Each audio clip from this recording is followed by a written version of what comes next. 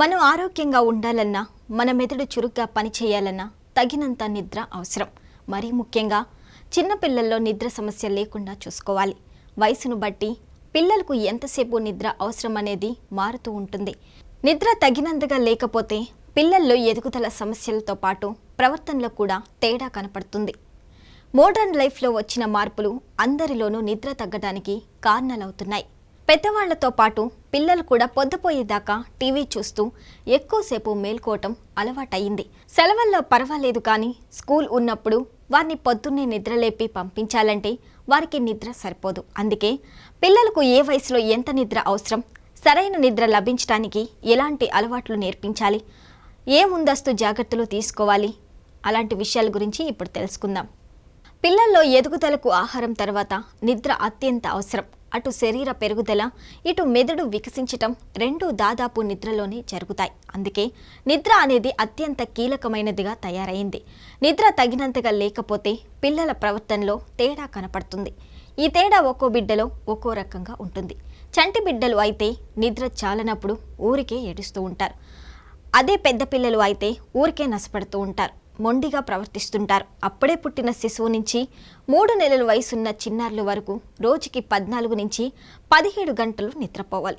4 నెలల నుంచి 11 నెలల పిల్లలు 12 నుంచి 15 గంటలు నిద్రపోవాలి. ఏడాది నుంచి 2 ఏళ్లలోపు పిల్లలకు 11 నుంచి 14 గంటలు నిద్ర అవసరం. 3 నుంచి 5 సంవత్సరాల పిల్లలకు 10 నుంచి 13 గంటల నిద్ర కావాలి. 5 నుంచి 8 సంవత్సరాల వయసున్న పిల్లలు 10 నుండి 11 గంటల వరకు నిద్రపోవాల్సి ఉంటుంది. 8 నుండి 10 సంవత్సరాల వయసున్న పిల్లలు 9 నుండి 10 గంటలు నిద్రపోవాల్సి ఉంటుంది.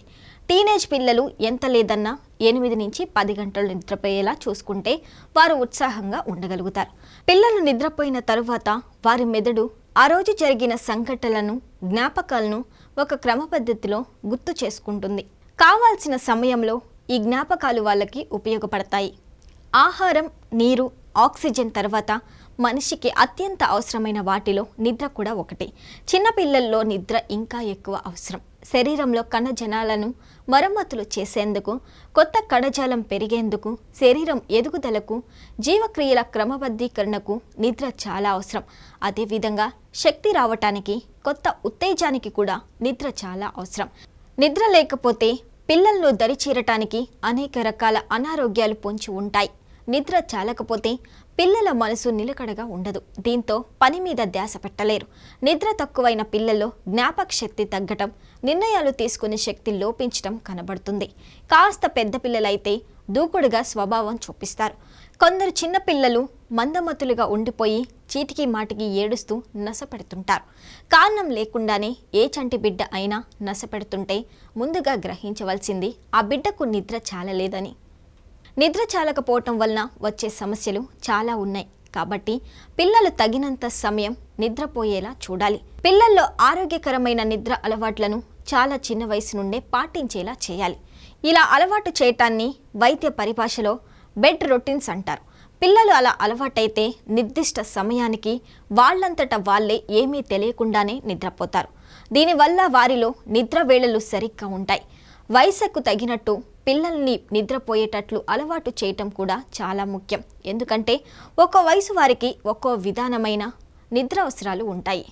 చాలామంది తల్లిదండ్రులు చేసే పొరపాటు ఏమిటంటే వారంతా సెలవుల్లోనూ, పండగ, వేసవి సెలవుల్లోనూ ఎక్కువసేపు నిద్రపోవటం అలవాటు చేస్తారు. కానీ అది మంచిది కాదు.